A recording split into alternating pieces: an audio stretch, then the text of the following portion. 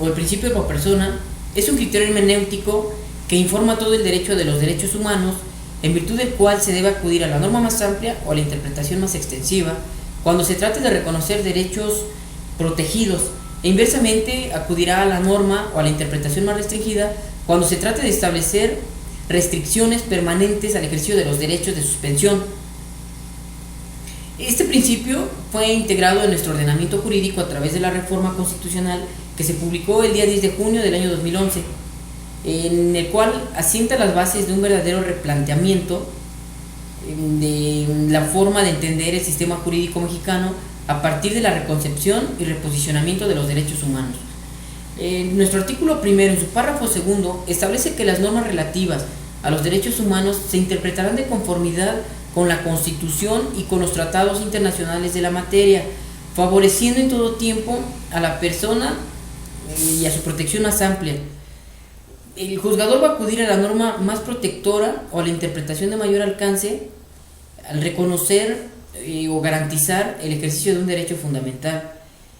o inversamente va a acudir a aplicar la norma o interpretación más restringida al establecer limitaciones o restricciones al ejercicio de los derechos humanos.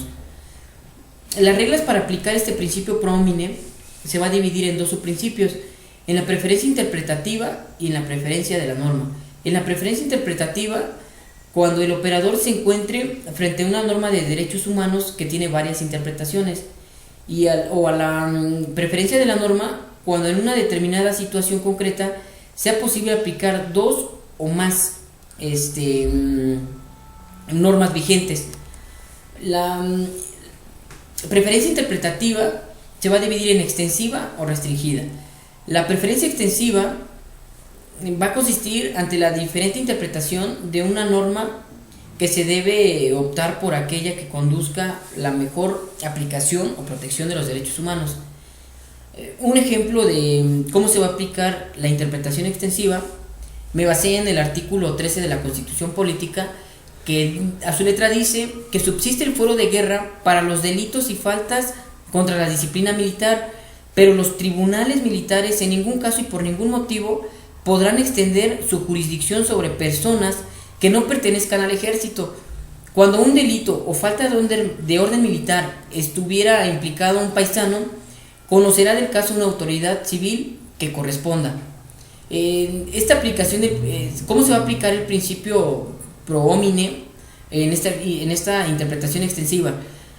Va a aplicar para garantizar la independencia e imparcialidad del tribunal y evitar la impunidad, independientemente de las faltas de disciplina militar, de cualquier delito cometido por un militar en contra de un civil.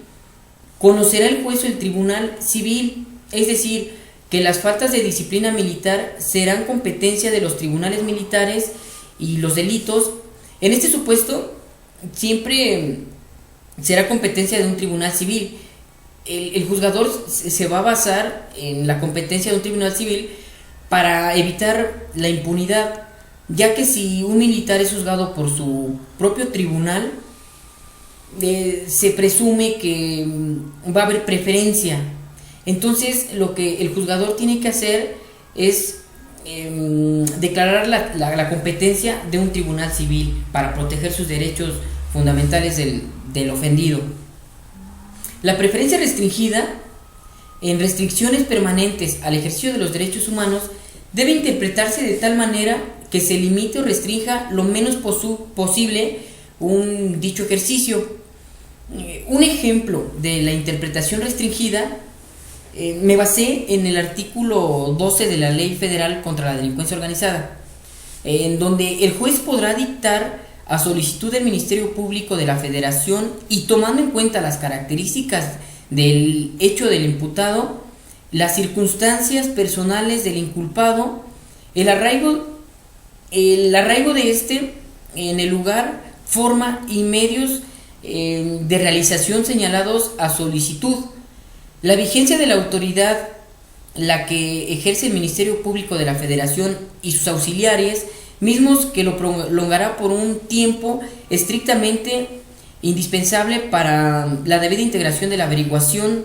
a que se trate, sin que exceda de 90 días, con el objeto de que el afectado participe en la aclaración de los hechos y que se le imputan y pueda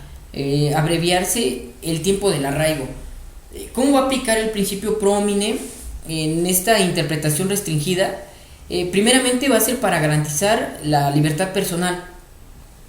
El tiempo estrictamente indispensable debería de entenderse en el principio de 72 horas, teniendo en cuenta que ese plazo no puede exceder, según lo establece el artículo 19 constitucional, para que una autoridad judicial tenga a una persona detenida. Sin que exceda de 90 días,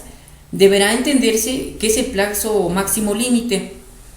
y que no es que este plazo, por regla, se debe otorgar sin que haya posibilidad de protegerlo o renovarlo, sino simplemente que las características de los hechos de que se ocupa la ley, el tiempo máximo de detención en este tipo de procedimiento. Es decir, el juzgador en este caso concreto no precisamente tiene que retener a la persona por 90 días.